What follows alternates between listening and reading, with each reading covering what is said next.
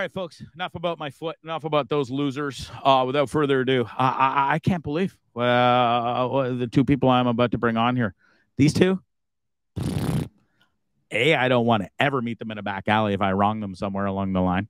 These two could kill you, and me too, all at the same time with their bare hands.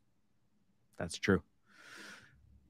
These guys both got deployed to Afghanistan, 2009.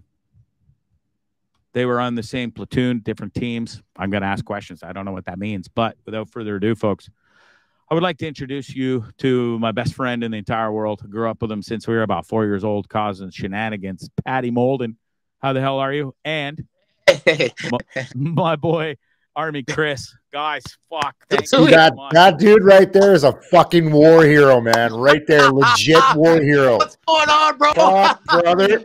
It's been a fucking minute, man. Wow. Look at you. How are you? I'm good, man. You? Yeah, still above ground, man. You know? You're looking good. Getting there. Where are you living? I'm in Hamilton, back in Hamilton now. Okay, you can go to the Grey Cup. What? You can go to the Grey Cup. Yeah, no, not so much. Fuck, it's good to see you. High school football games there at Afghan Stadium, though. It's all they tore it down and they rebuilt the whole thing, though. Wow. Are you in Edmonton still? Still in Edmonton, brother. You bet. It's amazing, folks, because, and that's why I kind of sat back for a second here, is these two got deployed to Afghanistan. I'll tell everybody the quick story. And welcome to Bondzee Live on Trippin With Bondzee on YouTube and the Dean Blundell Network. Guys, I can't thank you enough for this. Thank you. Let's jump right into it, man. You guys are unbelievable. You got deployed to Afghanistan together in 2009. You were on this, so I don't know how this how it all works. You're on the same platoon, but different teams. Now, there's team 1, 2, and 3, from what I understand. And Chris, if I may, before you guys answer, you sent me a picture yesterday that blew my mind, and not only my mind, but it blew Pat's mind, because Pat had never seen it before, and it was a picture. So how did that come to be? You said your old boss was in possession of it, and I sent it to Pat, and basically what it was a flag, and it labeled the 3 teams, and it had all the soldiers' names. It's pretty special. Yeah. So that flag, Pat was at Massamgar. Oh yeah. Right. And what was happening was, as a Chinook was coming in, this is not a dramatic story, and blew it off. And Dave Crossan, who was our squadron sergeant major, and it was actually 5 teams, fucking ran out to the wire. It was stuck in the wire or whatever. And he grabbed it, and that's it. So he brought it back to CAF, and he had, the local fucking yokel make up the whole thing. But I had never seen that thing before till yesterday, because I was trying to remember which team you were on. What? And he sent me that picture. Like, I thought it was team 4. I said, I'm pretty sure he was on 4. And and fucking Dave sent me a picture of that. I'm like, where the fuck did you get that? Where is it now? In his house or something? Yeah. Oh, cool. He's got 2 of them. He's got 2 made. One's supposed to go to our OC, and one's supposed to go hang in one CR. Well, guess what? They're still in his fucking house. Wow. You know what I got when I left was we did a call one time where the guy was digging in the road with an old Russian bayonet that was fixed for the end of the rifle. Wow. And they had an F-14 that was just on station, fly by and strafe him with some small arms, and just took him apart completely. And his shit, his body, and everything was scattered all over the place. We went in and cleared it out, and I submitted that for evidence. And I kept asking them about it because I really wanted it. And so then when I went back into CAF, they gave it to me, let me take it home. I was fucking stoked. Oh, you did get it. That's fucking cool. Like, I don't have any cool trophies, man. Well, actually, we have one. Well, I don't want to get carried away. We'll eat up all of Bondzee's time. Right. We got the first DFFCC. We pulled out of that tree, and we have the whole fucking thing sit also behind Dave's bar. Right on. So Dave's got all the shit. I have nothing. Wow. Well, so here it is. I put it up, but you were talking, Pat. So Chris, you were in the Black Squadron part there. First name at the top.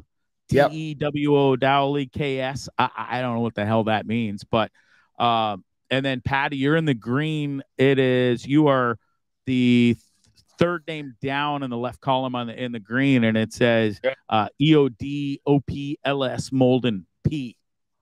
That's what does that flag mean to you guys? And is that pretty special right there, seeing that? And that was the 3 teams when you guys were deployed. Is those guys on the names on that flag or whatever it is pretty special or what? For me, yeah, man. I mean, I was zooming in on that and looking at it for like hours, trying to remember all the names and who was who and who was where and all that shit. So brought back some memories because I'd never seen that flag before. Patty, for you?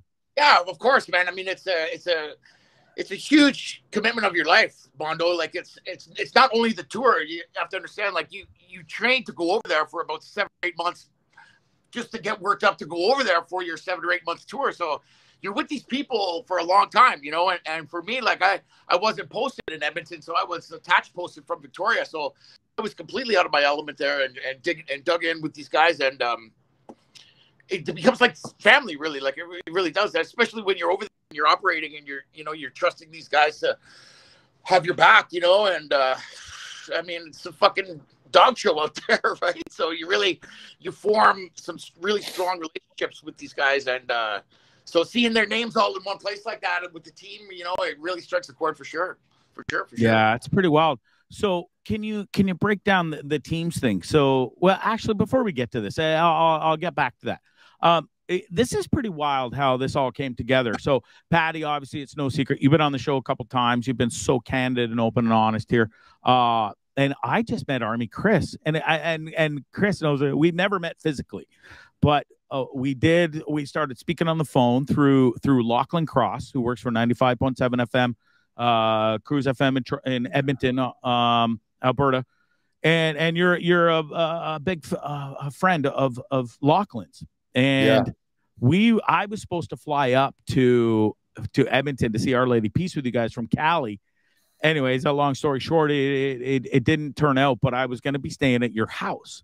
So we kind of got speaking and stuff, and I got to learn a little bit about you through Lachlan, and then just hearing some of your stories, you're like, yeah, I was employed to Afghanistan and deployed in 09, and I'm like, hold on a second, my boy Patty Moe is 09.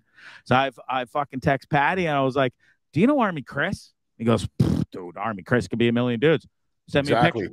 I sent him a picture, and he's like, okay, how in the holy hell do you know this guy? Where did you meet him? And that dude, it's amazing. Both of you have the most amazing things like, to say about when you go, like people go, oh, do you know this guy in the Army? Sorry, go ahead, Pat. Oh, I was just sure, glad you said game, recognized game, man. You know, like you get excited when you hear a third party connection like that. Like, fuck, I know that dude. That's exactly what I fucking said, because he goes, do you know Pat Moulden? I'm like, fuck yeah, man. We were in together. Bro. Yeah, hell yeah. There's fucking 3,800 guys over there at any given time. Like everybody goes, dude, do you know Bob? I'm like, oh yeah, no. But when you said, do you know Pat Moulden? I'm like, fuck yeah, I know Pat Moulden. You bet your ass I know Pat. Isn't that wild? It's fucking crazy. It's crazy. And Chris and Pat, everything happens for a reason. And I was meant to come in contact with you, Chris. I really was, because now walk me through this. For some reason, you guys haven't really seen each other since post-war, and I think there was one, maybe two instances a long time ago since you've seen each other. How come? And is it just part of the game? Like, because there is so many of you, or so I wasn't even in the Army, Greg. I was a Navy specialist. Okay, so I was a bomb disposal technician, and I was a clearance diver in the Navy. Totally different element. I was posted on the West Coast in Victoria, Vancouver Island, and so I deployed with Chris's unit, who was based out of Edmonton, and so I had to do all of my training there. So really, my tour away from my family was twice as long as everybody else's, because they did we did our pre-deployment training. They just got to go home at the end of the day. I was living in the barracks, so that's how it came out. So literally, like when we flew back from Kandahar, the plane landed on the tarmac. I got off the plane. Everybody went running out to their families. I got off the plane, got into a car, went over to the other side of the airport, the civilian side of the airport. got on a civilian plane and flew to Victoria. It's like, see you later, by myself. All these guys are like big parade and all this shit is happening, and I'm like, all right, see ya. So it was kind of surreal. Like it was like I was like, whoa, I got a big chunk in my throat. You know what I mean? Like I was like, holy fuck, man, I'm not gonna see these guys again for a long time, maybe ever. And then that's just how it works out, right? Well, and sadly, you didn't see a lot of them again, because I think the last time you guys saw each other, and I know it's tough talking about this for you guys sometimes, and I'm sorry, but you met at a funeral, because it's got to fucking piss you off, because you guys lost more friends and platoon members since being home than you did at actual war. So it's a two-part question. That's got to upset you and bother you, yes. And then how was it seeing each other at that funeral where, Pat, you said, and you made mention of this, you were in in the Navy, and the guy that you buried and you were the pallbearer for, he was an Army guy, but he was one of your type bros. That had to be a pretty wild experience, yeah? To be honest, yeah, it was like I don't remember much of it because it was so devastating, you know, like the circumstances around his death were a little bit strange as well. Very strange. He just washed up in the Saskatchewan River, you know, a few days missing, and I remember that story, Pat. We were talking about it personally. So yeah, he was training for Mountain Man. He was training for Mountain Man, yeah. So I mean, who knows what happened, how he ended up, but yeah, I was the only blue uniform in a sea of green at that funeral, man. And holy shit, did I ever stand out? Because the number one dress uniforms, like Navy, we wear this peak cap. It's like this gay fucking white thing, you know. And, the Army guys you all look wear like fucking Captain Stubing from the Love Boat. So I got this big fucking douchebag hat on in a blue uniform, sea of green. I'm like, holy shit, it was fun. Yeah. But I think I saw you once before that though, because we came out for McNeish's posting party. That's right. Yeah, you did. Right when Sandy was getting posted Ottawa, me and Crossan came out. We went to Esquire Mall, went to the EOD barn, and went to the pirate mess on the cool side of the harbor. Yeah. You showed up. You had your tight little Top Gun shorts on. You were just doing PT and shit, looking all fucking sexy. That's what I remember. Your boy Matt Blenkow says, "Rest in peace, Rich." That's pretty cool that all these military guys are watching. Thank you, everybody, for watching. And honestly, it is a pleasure to have you guys on, and just seeing the smiles on your face and the reminiscing and the camaraderie is amazing. So, and I know we'll get back to this whole Team 1, Team 2, Team 3 thing, and you're on the same platoon. Where do you guys actually meet? Is it's in the training before you even get there, correct? Yeah, that's correct. So we Task Force 309 Counter ID Squadron stood up. Well, fuck, I got there in like August 2008. Pat, when did we all get together the first time though? It wasn't much longer after that. I showed up a little bit late because they replaced a guy. I wasn't the original diver that was supposed to go on that tour, but the original guy, he pulled the pin after the first set of pre-deployment. Oh, and then he started his own fucking bullshit TV show. Yeah. That guy. He basically didn't have the ball. He didn't have the parts to go to Afghanistan, but he had the parts to become this war hero doing fucking range clearance in Gagetown and make his own TV show. Not shitting on the guy at all. But that was potentially going to look really bad for the dive unit, right? Because we had a position to fill. We had to fill it. So, and I had put in a request way earlier to do it. As soon as I got my IED certification as an operator, I was like, fuck it. I didn't do this for nothing, right? I want to get in there and help out. So when that up, the coxswain came to me and he said, "We need you to leave, and can you leave tomorrow?" I was like, "Yeah, okay." So I ran around the base, got whatever shit I needed, and took off. And for that section of pre-deployment training, I think it was just a few weeks, and then I got to go home and my wife had already left. So that would have been October-ish 2008. Yeah. And then we did a bunch of shit together, and then it was Christmas leave, came back, did Chilliwack. And we were all over the fucking world. I did courses in the UK, the United States, Did you go do LVBIED and all that crap in Vegas? No, did you I go never, down? What about Florida? Nothing down there. Oh, yeah, Anyway, we had. I did Okay, Florida. yeah. That was actually pretty good time. It was 7 months down in Destin, Florida. It was like, but it was a lot of memory. Like we had to study and learn all of the NATO ordnance, right? You have to learn all of their safeties and this fucking man. It's just memory. But it was a good time. Yeah, learn all the ordnance just so you could go to Afghanistan and deal with fucking yellow jugs because it's not in the 60 series. Yeah, exactly. Right? Oh, how much fucking C4 are we gonna use on this? I don't know. $2. Good to go. So you guys are leading up to this. You're doing all this training. Yeah. And you got deployed in 0309, so March of 09. That Christmas, if I may ask, do you all get to go home and see your families, knowing that you're doing all this training and that's potentially could be the last Christmas you could ever have? Thank God it wasn't for you two. But was that a weird time for you both? Did it ever cross your mind? I'll let Pat. That was your first tour coming up, right? Well, that was my first Army tour. I had done a couple tours in the Navy, in the Persian Gulf, just on a ship, but it was nothing compared. Yeah, but I mean, your first fucking combat bomb suit wearing tour, right? Yeah, my first operation. Well, you know what I mean, like where I was in danger, like a lot of danger. Yeah. So I'll let you speak to that question because for me this is my fourth fucking tour. It was whatever, right? But I don't know. Go ahead, Mel. Just stop talking. So I mean, I honestly, Bondo, I when I got there, I tuned out the rest of the world. It was like nothing else existed. I didn't even like think about home or the season or the fucking holiday or whatever it was. Even though we were so outside of the wire for most of the tour that we didn't even have the luxuries of Kandahar Airfield, which you have like sea containers to sleep in with air conditioning and cooked food and a gym and a fucking band, and there's like a Tim Hortons, and it's like a little bitty Hollywood, little Kandahar Airfield. I mean, it had been running for 9-10 years up until that point, so they had just getting it better and better every year.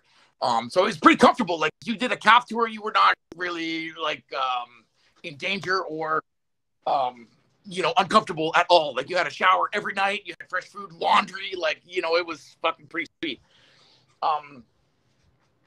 So I don't know. I kind of lost my train of thought there. What was I talking? Christmas. Bro. Oh yeah.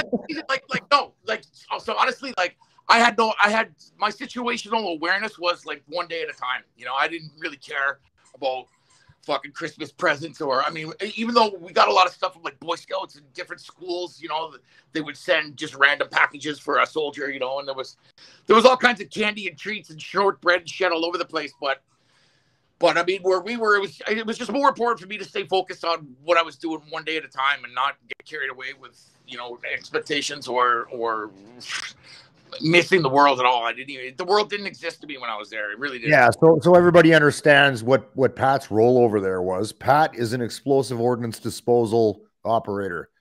So he's the guy within the team.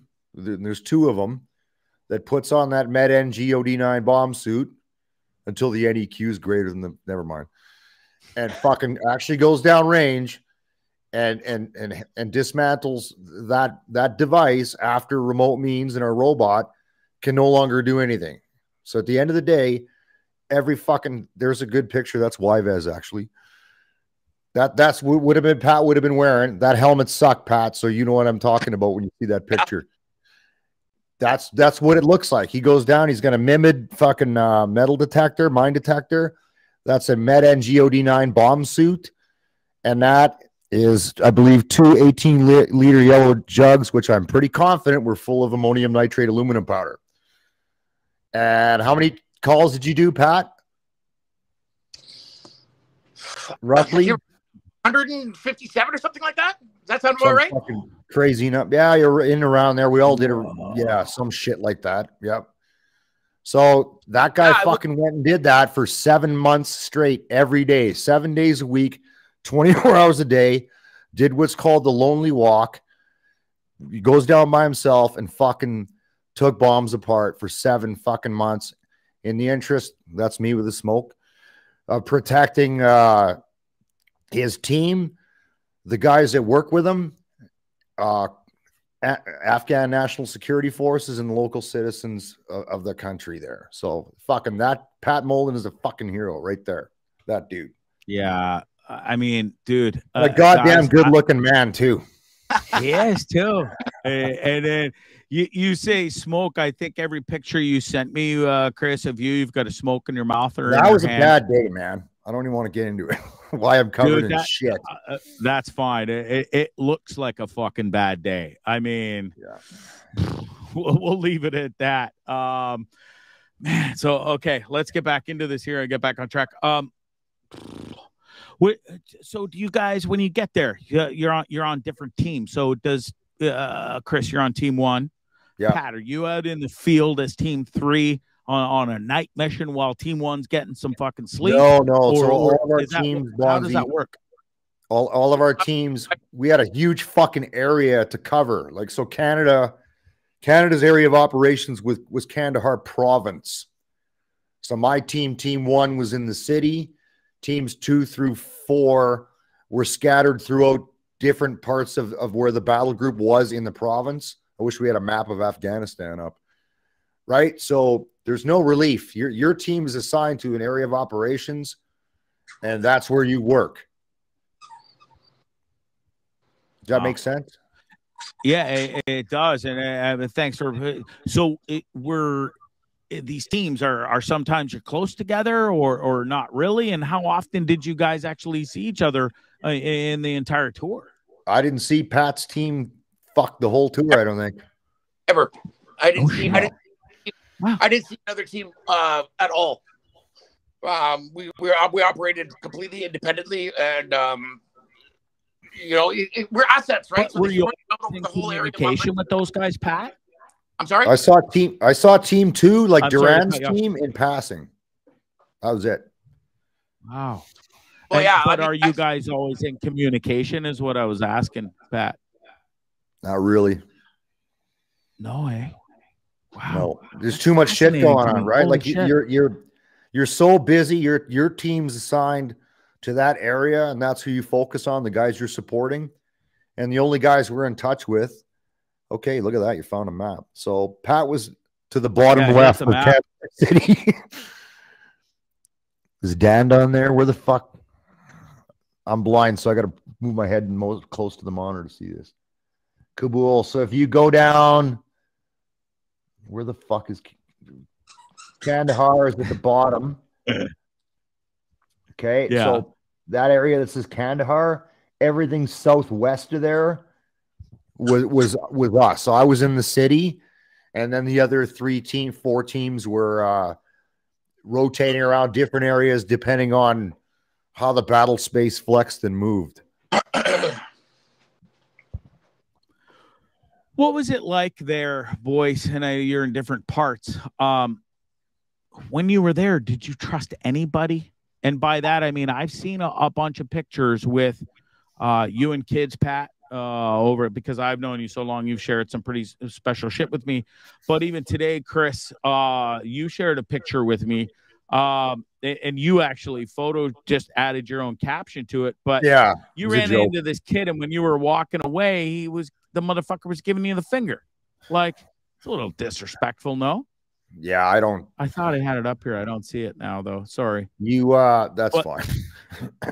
Do you trust anybody? Or like, did you trust the kids? Or no. It's horrible to say, maybe, but who knows if those motherfuckers are strapped too, right? There was a saying that you cannot buy an Afghan, but you can rent them for a little while. It's true, man. Like, you were not in a position. Understanding we were there to help those people stabilize their country and manage the fucking problems. At the end of the day, you're not in a position where you can afford to trust them, because there's too much risk involved. It's easier to help them and not trust them than run that risk, and then it's fucked. I could go on for hours about that. So the short answer, even when you guys were taking pictures with them, was there any trepidation, or were you fucking scared and always on alert, like head on a swivel? Yeah. So you understand, every time that we go out and do our thing, no matter which team it was, they are always watching us.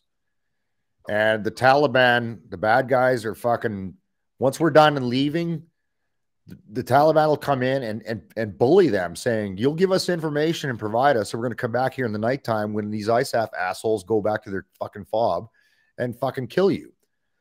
So it's not, I don't resent them for my distrust of them. It's more of they don't have a choice. If the Taliban comes in when we're gone and says either do this or we'll fucking kill your family, of course they're going to do that. So I don't blame them for that, but that drives the mistrust piece that I'm speaking to. Yeah, that makes sense. So, you know, Pat, you've been on here so many times and told so many crazy stories, and you've been so open and honest. Chris, you wanted to come on here tonight. I was so stoked to have you both. Is there a story, Chris, that because you said buckle up on Twitter today, folks? I'll drop a heavy Army story. Do you want to share one with us that might blow our minds and that you're comfortable sharing at least? Yeah, I want to kind of try to stay positive. You know, I guess there was a time in March of 2010. We'll call it the night of nights. So the funny part is it was this crazy intelligence major. And I know my ex-wife's watching right now, so she can speak to this because she was intelligence at the time. And this fucking guy, every week or month, he would come in and come to me and say, they're planning something really big. It's going to happen. I'd be like, well, fuck, if you say that enough, sooner or later. So anyways, like he was a fucking weird dude, man. He was like a caricature. And well, yeah, he was right. So sometime in March, the Kandahar city, which is where I was out of, which is a fucking shit show to work in, just starts fucking blowing up. The bad guys blew up what they were trying to do was break into Sarposa prison. There's when we don't have time to take it apart. They were trying to break guys out of Sarposa prison, so they wanted to create some distraction. So they blew up the police headquarters. Tactically a smart move, and fucking like a whole shit. By the time we got up there, there was Afghan National Police, like 13 bodies fucking laid out. Civilians across the street were all blown to fucking shit. And we're like, holy fuck. And I remember my boss, Major Chris Cotton, was visiting us. And he's like, can I come out on this? I'm like, no, man, you better fucking stay back. That's me working with Americans. I figured you might have American viewers to show that we do work together. Yeah. So right on. Then on our way, like there's nothing we could do. We're driving through the city, and this actually ties into the distrust piece. Okay. I don't know what the population of Kandahar city is, but it's fucking a lot of people. And normally if you roll through that city in the dark, you'll see people out on the streets. The markets are full, guys roasting nuts and shit like that. Well, that night, the fucking city was empty, man. Like it was fucking creepy. We're rolling through that and nobody's outside. And all you can hear is gunfire and explosions and shit as we're going from A to B. The radio's going off saying, okay, go to police headquarters. It got blown up. Then the auxiliary police headquarters got blown up. And then as we were driving to Kandahar City, as we were driving through Kandahar City to Sarposa prison, which housed all the Taliban bad guys, it got blown up. And I remember as we're rolling in there, the guards in the tower started shooting at us as we were coming in. So we're taking fire. And then I'm on the fucking radio, but they have to relay it back to who I'm talking to some other guys, So it took a while for them to stop shooting at us. And we got there, and I walk up to the big iron doors, just like you see in the movies on a prison, right? And it's all fucked up because it was half blown in. We open it up, and luckily we had a group of infantry guys inside the prison that were working with the prison guards. So as I opened the door, there's a 25 millimeter barrel pointed right at my head from a fucking big Canadian light armored vehicle.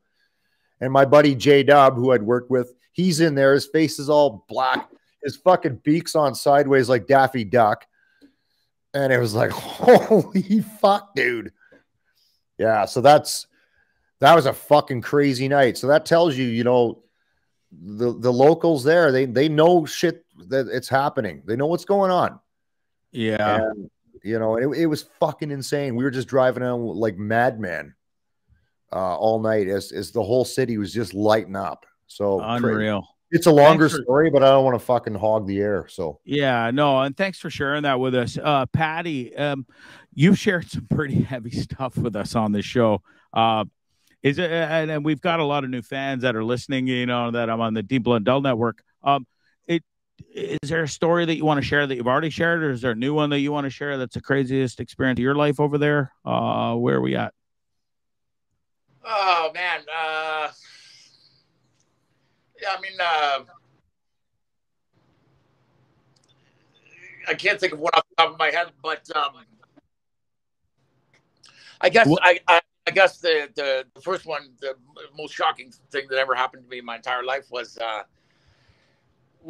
finding you know, a secondary device, like where they had dug one into the ground. 9 times out of 10 there was 2 to target us as a first responder, right? Get everybody to come in, and then have another one within a few feet or 10 feet or whatever close to it, right? So it got to the point where you would have your intelligence, and they would tell you like where the wire was or whatever it was that you were honing in on to see. But as you would be going downrange to approach it, you'd already be looking for your secondary device, like starting thinking like, same bomber in this area, and this is kind of like how he works, you know what I mean? So if I was him, I would put it here, right? And then chances are it's pretty close to where, you know, you start thinking like these fucking guys, right? And devious little ways, you know, to target people walking or target people in a vehicle, you know, with a projection device. And yeah, so I found a secondary this one time, and I was uncovering it, you know, delineating all around it to expose all the components and stuff like that. And then when I got to the main charge and unearthed it, there was this dead baby that was attached to it, and it was all tied up.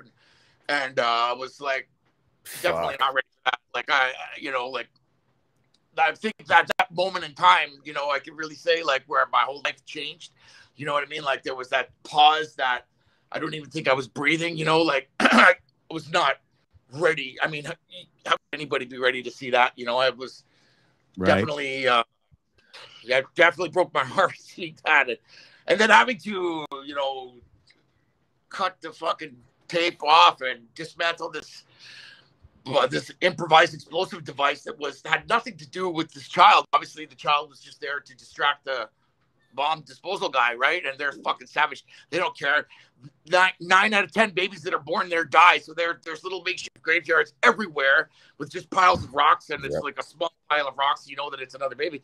You know, they don't have doctors, they don't have healthcare, they don't have anything, right? And I mean, delivering a child is a complicated fucking thing, right? To get it from the stomach to the, you know, breathing air, and lots can go wrong, and the simplest thing goes wrong, and the mother and the child both die, right? So there's like dead babies everywhere, graves and stuff like that. And so the one that was used to target their infidel and target the heart, you know, they're smart, they're a cunning enemy, you know, they knew what to do and how to affect us greatly, mostly. And like that moment in time fucking changed my whole life, you know what I mean? Like I you know, I can't even articulate, you know, what overcame me at that time, you know, and I didn't even know what the fuck to do or you know, like, and you know, I dream about that. I dream about her. She, you know, it was a female baby, and you know, I think like, you know, what she would look like today, or you know, like what, you know, just fucking stuff like that. That, you know, when your mind wanders, but I mean, the impact of that was devastating. Yeah. Sure. Guys, I can't thank you enough for sharing the story. So, and that leads me right into the next part of this is the trauma that you guys have experienced and how you deal with it moving forward. And you're both retired from service now. And I mean, the comments have been awesome. Everybody loves you guys. And we all thank you for your service. So you know, you moving on, Pat, and obviously I've known you since a child, and I've known every last piece of shit you've been through. You know, you just did this huge documentary recently, Pat, called the final frontier. Sorry, I'm trying to get to the notes here because I'm a bit skipped ahead, but it has over 1 million views on YouTube, dude. Wow, I still got to watch that, man. Oh, you haven't seen it yet, Chris? No, it's No, fascinating. It's called. You send me the link. I got to fucking watch it. I'm sorry. I'm just looking for it here. Give me 1 second. Shit. I had the link for it and everything. I was going to put it up. And I'll find it. It'll come to me. But Pat, filming that, it had to be a pretty huge decision for you. Was it a huge decision for you and your family? Was it just you that said, "Fuck Bondo, I got to do this," and I'm in with all both feet, 10 toes? Yeah, well, it's my one of my best buddies who was doing it, right. He studied in Africa, a shaman, and Iboga bark medicine in North America. So he's been over there like 7 or 8 times. He's done the whole initiation process. He's been gifted the right to be a shaman here in North America and bring this bark to North America, and it's just fucking amazing. I don't really know what else. Is it Iboga, Pat, that you took? Yeah, Iboga. So yeah, it's a root bark of this plant that grows only in Goban, Africa, and it has like crazy medicinal powers. It's like a hallucinogen. It's somewhat of a, like, I can only really relate it to like a mushroom type, like magic mushrooms. Yeah. Like, but again, not really at all. But it's like more of a focused, guided, really deep, like, look at yourself, and it's guided by this shaman, your whole experience, and man, you learn a lot. You really see yourself from a different perspective, and what you want and what you don't want, what you want to change. And it just gives you like an opportunity to sort of push a reset button on your life and be like, okay, like, I didn't like how that looked. I don't want to do that anymore. Or, like I should be more this way. Like, it's more of like a guidance thing, like it's not like a miracle. It's not like it doesn't relieve you of your compulsion to drink or use or whatever your addictive thing is, but it gives you that look. It gives you the ability to step outside yourself and reevaluate why you're doing it, and look and go back to like the root cause of the trauma that's caused it, because there's trauma behind every addiction. You know what I mean? Like there's no addict out there that is doing it just because they want to do it. You know what I mean? Everybody who's an addict has some sort of attached to it. And so it's tapping into that trauma and allowing you to see it, process it, and then fucking let it go, man, instead of carrying it around like a fucking disease for your whole life. And then you have to have this crutch to drink or to whatever your substance is to keep up with that, So it really sort of provides more of like a spiritual guided process rather than like an instant relief of your obsession. Do you know what I'm saying? Yeah. So, Patty, the show and everybody out there, because I found it, it's called The Psychedelic Frontier. It was put on by City TV, actually did it. That's where it aired originally. Now on YouTube, dude, no joke. It has 1 million views, Patty. That's fucking awesome, man. This documentary is it's fucking heavy, bro. And you really put yourself out there. We've talked privately. You know how fucking proud I am of you, dude, and how much I love you. That was pretty wild stuff, and I encourage everybody to go check it out. I hope you're doing better, Pat. Are you still keeping up with that shaman? And is this something that with this Iboga you continue to do once in a while, or how does that work? There's no prescription for it. It's like it can be for some people like a one-time one time's all that is required, you know, sort of for more like long-term heavy addicts, you know, like opiate users and stuff like that.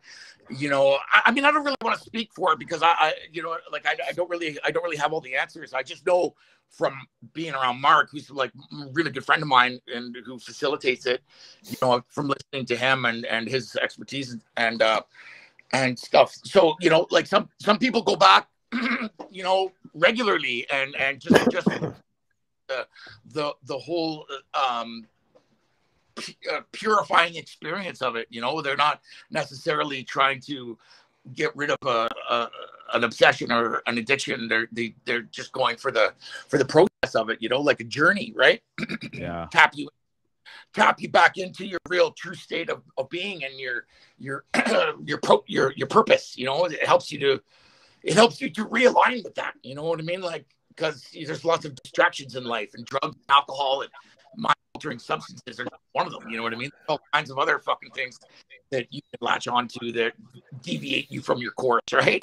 And are not necessarily productive to achieving your goal. You know, so you know it's I mean, the people in Goban, the Bouidi tribe, they use it on a sort of like a regular basis. They use it for spiritual guidance for their hunts. They they rub it on the gums of their babies. You know what I mean? Like it's like in abundance down there, and it's part of their everyday life. You know, so it's not like, I mean, it's more of like a heavy hitting experience here because it's not something that we're used to or really have ever done before. You know what I mean? Yeah. So it's the links in the bio for the show. We just posted it right there. Chris, have you ever done anything like that? Have you done ayahuasca or ayaboga like Pat has? Fucking cowabunga. I can't even spell that shit, man. No, I do mushrooms. I just discovered those last year and I fucking think they're great. Really? And so if I may ask, because I found the opposite in 2009 when I went through my traumatic shit with watching a guy get hit and killed by a train. I haven't been able to do mushrooms since. Yeah, so that's probably not when you fucking should do mushrooms, man. So how come, why are you able to do mushrooms with all the shit you've seen in 4 tours that it doesn't fuck you up in the way that if I take mushrooms, it messes me up? So here's what I know about them, since we're going that direction. I've only done them a few times. And the first thing I was told, and for everybody watching that does mushrooms, you can attest to this. Make sure you're in a comfortable space, which is my house, because I don't leave my house a lot. I don't like crowds. I don't like fucking people. I spend a lot of time at home. I spend most of my time with a small group of current serving military guys or ex-military guys who like to ride motorcycles. Outside of that, I don't go out much. So be with a group of people you like and be in a positive space. If you're in a negative fucking space, it's going to end up really, really bad. So it's the first and only psychedelic I've ever done. I smoke a little weed from time to time, drink a lot of fucking beer, and chain smoke cigarettes. But outside of that, all I know is make sure you're in a good frame of mind. You shouldn't be doing psychedelic shit, well, mushrooms anyway, and I'm not an expert, if you're in a negative space. So that's probably why you had a bad fucking go. Oh, I've had a few bad goes on the shroomies. But it's funny because I've done ayahuasca twice. And I listen, I had a bad experience one of the times, but what did happen, which I thought would happen, and Pat can attest to this, I've told him, is I was and Patty, do you remember me telling you I was going to do ayahuasca for the first time, and you're like, where the fuck are you? Pin your GPS location. Who you doing this with? And you were kind of worried about me, but I wasn't worried to go on this spiritual journey to try and help me. And it's funny, I did keep in touch with Pat and gave him everything. And I'm like, okay, because I was a little nervous too. I'd never done this shit before. I was in the jungle, in a fucking hut, you know, with some. You got to bring some of this shit out here, man, or I'm gonna have to come out to Ontario and try it out. But anyways, I did this ayahuasca and I kept in touch with Pat, and it helped me. But what's funny is I was scared to do it because I thought it would bring out the demons of my PTSD of this train thing. Now I've done ayahuasca twice, and that hasn't happened yet. So it is. And Pat, with you, you've done this journey a few times with these drugs. Is it something that you're still going to continue to do? And yeah. Oh yeah, for sure. Like, you're right to be careful about who you're doing it with, and the environment has to be right. Like, because you really don't have any control. Once you take it, you're sort of at the mercy of the medicine, and so you really want to be in a safe environment and with people that you trust, and whoever is the provider of it, you want to really make sure that you have a good feeling about them, and they know what they're doing and they're experienced, and like anything, you don't just want to jump in and take a bunch of crazy psychedelics and then deal with the consequences after. So. Yeah. So it's really important too. It's part of it helps with the whole process, if you're feeling in a safe place going into it, right? If there's any apprehension, it's kind of like a waste of time, right? You want to be able to get the full medicinal value out of the experience, right? Like, yeah. So what happens when Pat, what happens when you come out of that high? Like, where's your brain at? You're tired, really. It's just because it doesn't really allow you to sleep sort of that night, so you go into the next day and then you start to just feel tired. It's not like it's this crazy come down, or you don't even really notice it really so much anymore. You're just able to have a nice sleep in the afternoon. Yeah, because you delved pretty deep into your soul. And it's evident in that documentary, Pat. And there's some times where you kind of snap to and you're aware, and you were like, you almost wake up or come out of that trance, and you're like, but you remember it all, right? Is that correct? Oh yeah. You're learning from this shit as you evolve through the process. Completely. Hell yeah. It's a complete out of body experience, and you're guided by the shaman. You're lying there with your eyes closed, and he's sort of cueing you along, to see, like, okay, now we're going now to the house that you lived in when you the very first house that you remember living in as a child. Go there, and so you're there, right? And then he said, okay, now go into the backyard, go into the, what do you see? What do you, and then he uses the information that you're giving him to guide your process, right? Yeah, so it's really. Oh, there's Bondo. That's fucking wild, man. Yeah. Like, send me the BOGO code, bro. I'm in. Yeah. I mean, I think that everybody should try it.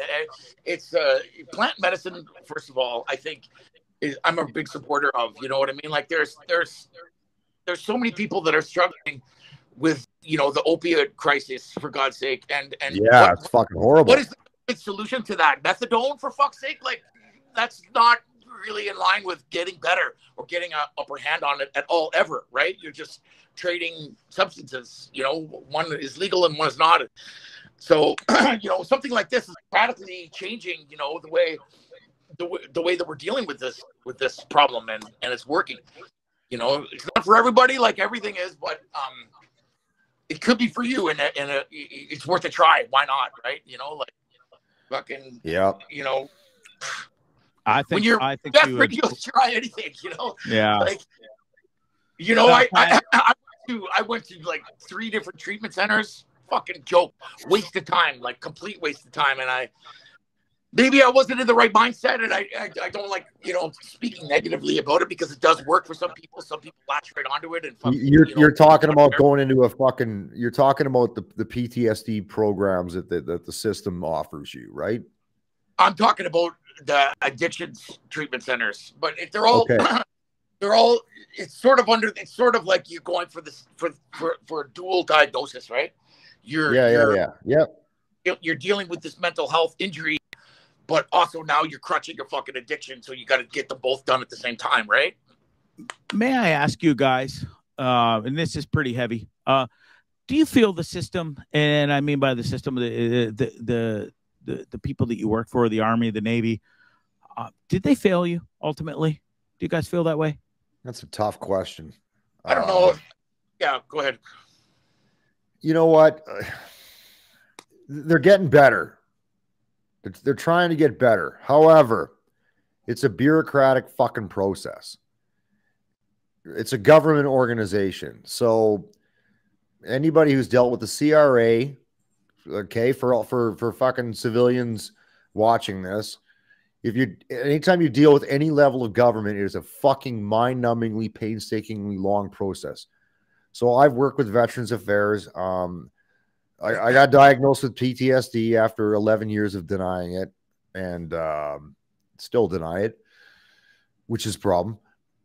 But you know, the Legion rep helped me out, helped me navigate all the bullshit paperwork and crap.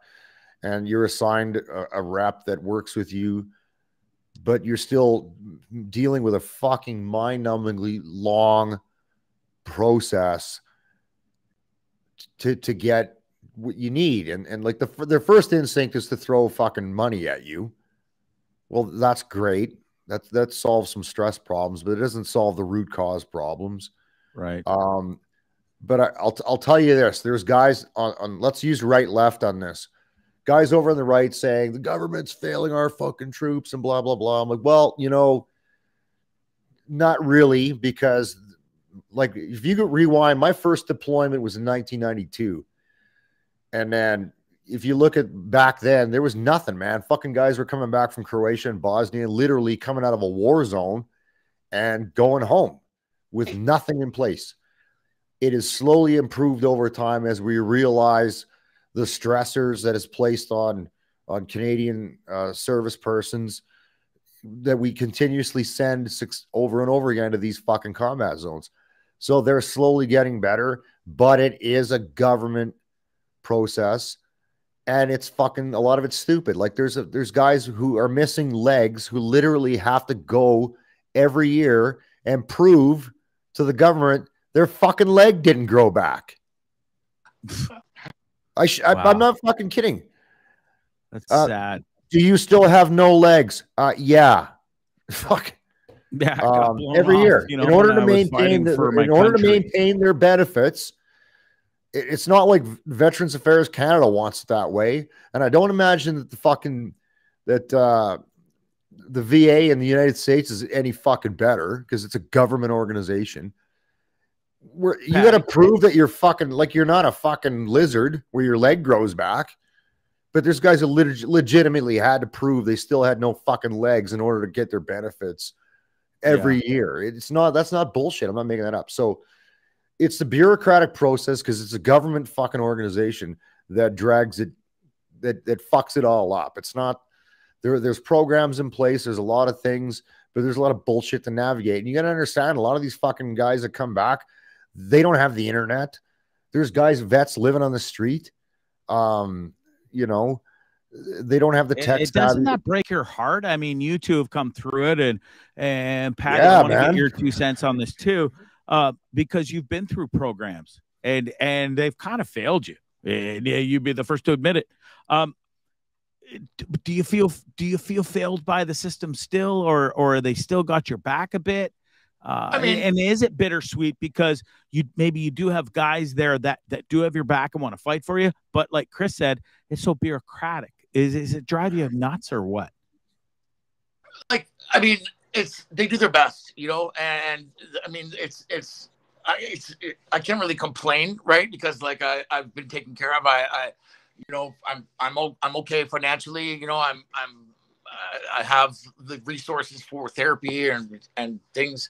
You know, Veterans Affairs is a pretty big organization that you can really pretty much get whatever you're looking for through that with your representative, right? But I don't really participate too much with it. It's just kind of like I don't know. It's just kind of like a sore spot with me. I mean, I do therapy. You know, still. Luckily, I got set up with a great therapist that I have really enjoyed talking to, and so the only communication that I have with VA is to re-up my visits with her, and that's just a phone call. Say, hey, I'm doing well. She's awesome. Can I have like 12 more visits or whatever? And they just pay her, and that's it. But yeah, like it's like. The problem, the problem that I have experienced with it is that it's all fucking civilians working there.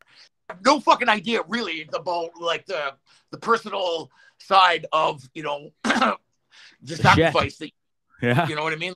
Like when you survive an operational Afghanistan tour, you don't want to be spoken to by some fucking pencil neck douchebag about what you shouldn't be doing with the rest of your life. It's like, whoa, man, you know what I mean? Pump the brakes, you know. And also, yeah, no, I could fucking absolutely relate to that. It's like I very much limit who and how I talk to them because they're just people. And I'm not shitting on them. I'm just they have these jobs and they have a fucking checklist, and everything has to be put into a formula. And you answer a bunch of fucking questions and shit, and they spit out an answer. It's like, man, it's not fucking on. So to sum up, I'll sum up my question, your question. My answer is, it's not as bad as some people make it out to be.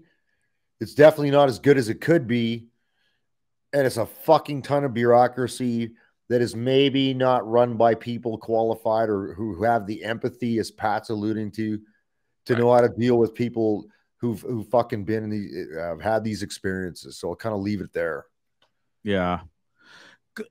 Pat, do you want to add anything to that? Just my experience with it has been there's just a total lack of compassion and lack of understanding, and it's like they're sitting there at the VA office. First of all, they greet you from behind bulletproof glass and a big fucking huge locked door. It's like a vault they're in. You're like I mean, you're the fucking enemy. What? Like you're the enemy. That's how you feel, right? You're in there and you're like, what is that necessary for? But obviously it was necessary once for them to do it. So, you know, and having, you know, and having a couple of bad experiences there, I get it, right? Because I'm like, I was ready to dive through that little hole and fucking choke the guy. But you know, like that's the biggest, I think, problem is that it's just a bunch of civilians that really have no understanding or no compassion for the sacrifice that's required of the individual and the family, and the sensitivity of that, you know, is just, you don't get it where you should be getting it at a place like Veterans Affairs, where you're going like for help, and you have a bunch of people there that have no idea about anything that has to do with the military. They only are workers for the benefits of the soldiers. So it's like a weird sort of a thing. It's necessary. You have to put up with it because, you know, for your future and stuff like that. But you're kind of like, they don't make it easy, and they don't make it really a comfortable experience from my perspective. They don't fucking make it easy. And I remember a previous ombudsman, which is usually a retired military guy that's supposed to stand up for us. And I think it was, somebody correct me if I'm wrong, it was Rick Hillier, that said the soldier gets the benefit of the doubt. So I was denied for tinnitus. Fuck, I'm not going to go down that path. But at the end of the day, to echo Pat's comments, I'll fucking tell you right now, if there was a guy who'd been over there and did what we did, and like a million fucking other people have done, you wouldn't be getting denied for these fucking claims because you didn't check one box the right way that added up to their fucking formula. So that's where I get pissed off, is because you're being your disability claim or whatever it is. And this isn't always about money. Sometimes it's about treatment and covering my meds, covering my fucking whatever shit that you should be entitled to, being taken care of for what you did. Some civvy who doesn't give a fuck, who's never been there, is just got a form and they're just going through a checkbox, and it equals A or B, and A is yes, we agree with you, or B, fuck you. Like, fuck, man, it's not that black and white. So anyway, I don't want to get mad here. Yeah, let's move on. Chris, Pat, sorry, Pat, go ahead. My mic was muted. I forgot there's a rookie mistake. I'd be remiss if I didn't ask you guys before I let you go. We've been at this for a bit, and I can't thank you guys enough for your time. But you guys were deployed there together in 2009. 2021, Canadian government, U.S. government pulls out. Pat, I know when this happened, you were supposed to come on my show and talk about it. And with all respect, you couldn't do it because it was too close to home. You were pissed off. Your social media posts, you spoke from the heart. You really laid it out there, Chris. I'm not sure we were kind of. I think I was just getting to know you then. I gotta ask you, is this straight up? Are you fucking pissed still? How much did that hurt? Do you feel like you wasted your time? Are you angry? Where are we at? Who do you want to start with? Pat, go ahead. Yeah, I mean, I don't lose sleep over it anymore, you know. But initially, it was a hard pill to swallow because it cost me my career, you know, like my life as I know it, everything that I had worked for to get to that point, you know. I lost because of this injury that was in my mind, you know, and then to just up and leave and pull out of there and have it get turned back over to the Taliban, like so it would have been worse off than when it was before we got there. Just kind of like, oh man, like my whole career, my whole life was changed for that, and never mind that the guys that died and the families of the guys that were killed over there, you know, like, how are they making any sense of this? It's hard to even comprehend, but, yeah, you know, so like I said, like, I don't sit up in bed and fucking stewing over it anymore. It just is what it is, right? And, you know, knowing now, even knowing what I know now, and if I could go back there and talk to the caddy who was doing his pre-deployment training, I would not tell him anything differently. I would say, go, do it. There's no, even knowing that it cost me my career and my sanity and my marriage and, you know, it's so much, almost my life, you know, really, like, I was dark for a while. It was really dark, you know, but I know, bro. I would still do it. I would still do it all over again. I wouldn't change a thing, you know, like I possessed a very specific skill to go over there and help out a situation that needed help, you know, and the local nationals were dying like crazy, you know, other NATO soldiers were getting killed by these devices, and you know, I didn't do the training to not go and put up my hand when it was required, you know what I mean? And so like I have no regrets whatsoever. I would do it all again the same way.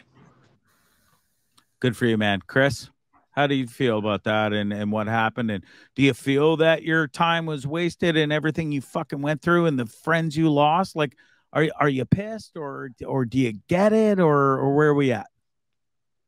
I'm going to speak slowly. Good. First of all, my initial gut reaction was obviously I was fucking gutted, like just empty. However, I can tell you about three things here, three salient points you can take away. First of all, what happened was absolutely inevitable. The entire approach to that campaign always led to this. Now, people are like, well, how the fuck did the Taliban take over so quickly? Okay, understand that our rules of engagement in the area of operations was restricted to Afghanistan proper. When the bad guys were not winning and they needed to do what we call reconstitute, resupply themselves, retrain themselves, which normally was over the wintertime, they just hop over the border to Pakistan where we couldn't go.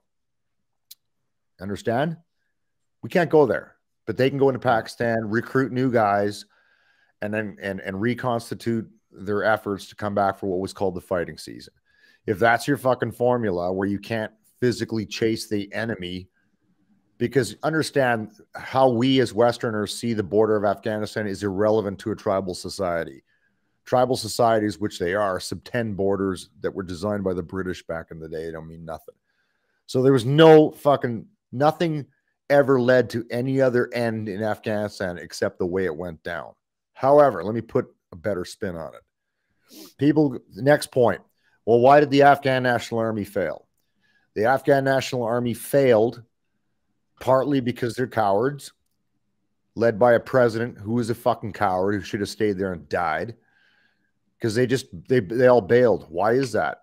They were trained with Western methodology.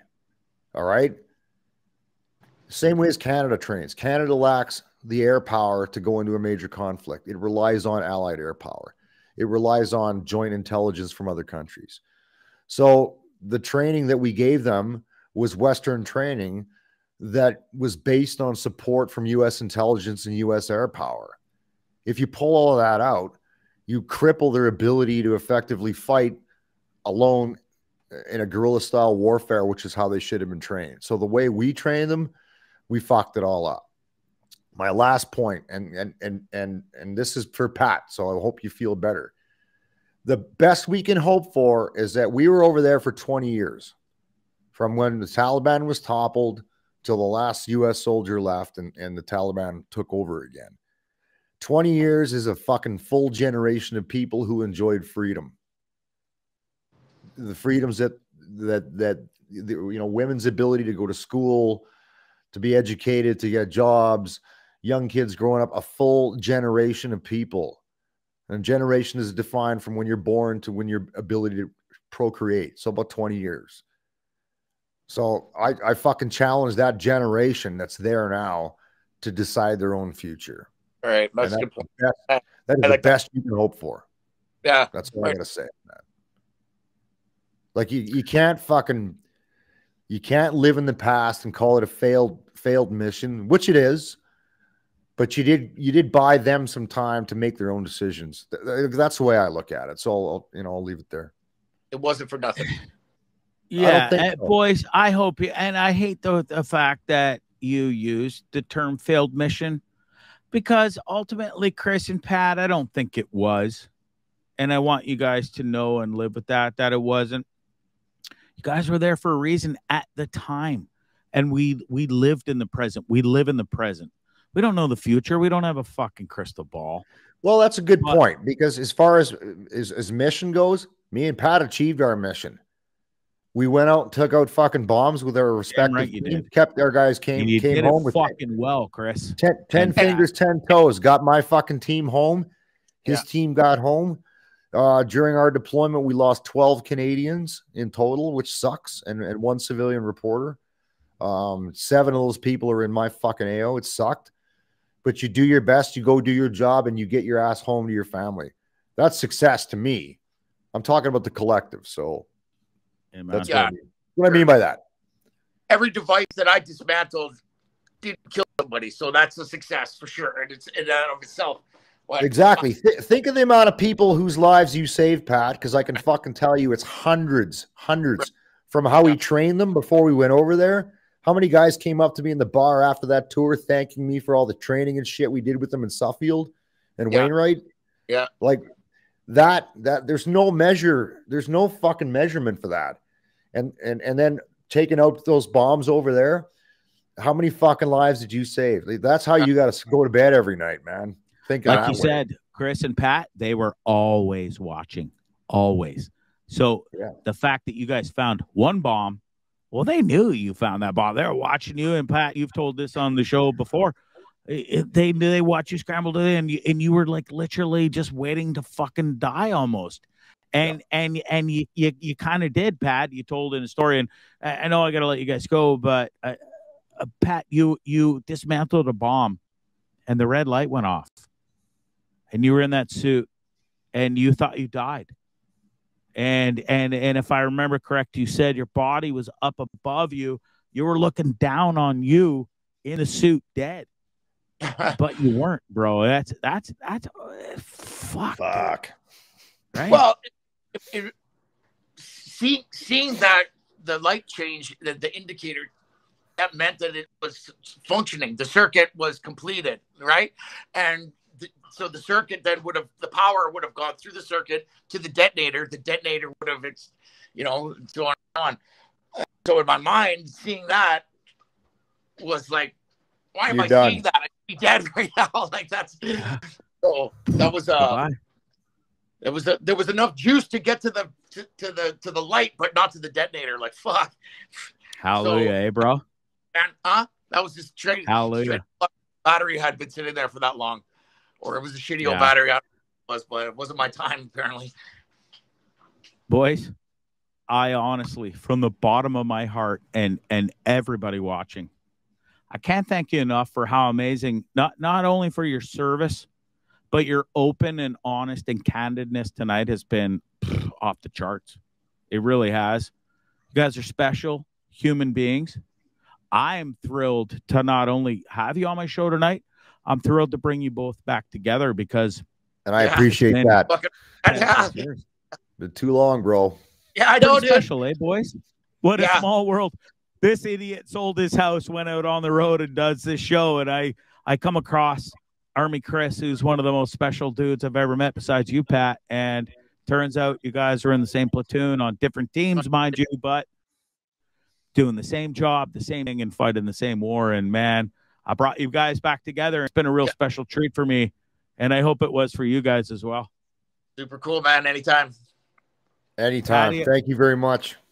Yeah, Pat, we'll be in touch, bro. Yeah, man, for sure. Please, guys. I know you guys will. So I'll start with you, Patty.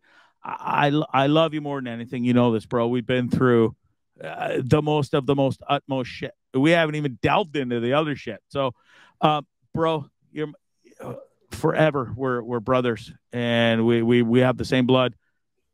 I can't thank you enough. Can people buy and find your art still? Are you selling that stuff that you got going on, or what? For Christmas? I don't really have like a website yet. I kind of hit the brakes on it. I haven't really been doing much art lately, but yeah, just reach out to me through whatever one of the social medias. I have pictures posted of most of the stuff that I made, but yeah, I don't really anyway, like, I haven't really sold much. I did one art show, and I ended up just giving everything away because I couldn't charge people. It just felt weird. So yeah, I don't know. But that artwork has really kind of helped you a lot, and I'm glad you found something that can calm your brain and keep you busy. And you've got two wonderful, adorable dogs too. I mean, look at those champions. Look at those. Hey, is that bro. A boxer? Oh. You know, a bulldog and a pity. Okay, fuck, he looks like a brindle boxer. Beautiful dog, man. Old bulldog. That's Rooster and Rocco. Amazing. Listen, Chris, Pat, you guys are the salt of the earth. Chris, it's been such a pleasure to connect with you as a pal. And listen, the fact that you fucking did a tour with Patty, we're all the same. Not that I've been there with you guys, but I mean, as friends, I love Patty and Patty loves me, and now I love you, bro. We're the same that way. You guys have been the best, man. I can't thank you enough for your time tonight. It's been unreal. Thank you. We'll have to do it again. All right, Bono. I can't wait. Peace and love, guys. You guys are the best. Bro. Take care. Later. Yeah. Thanks, guys. Find Army Chris. That's Patty Moulden. Go check his art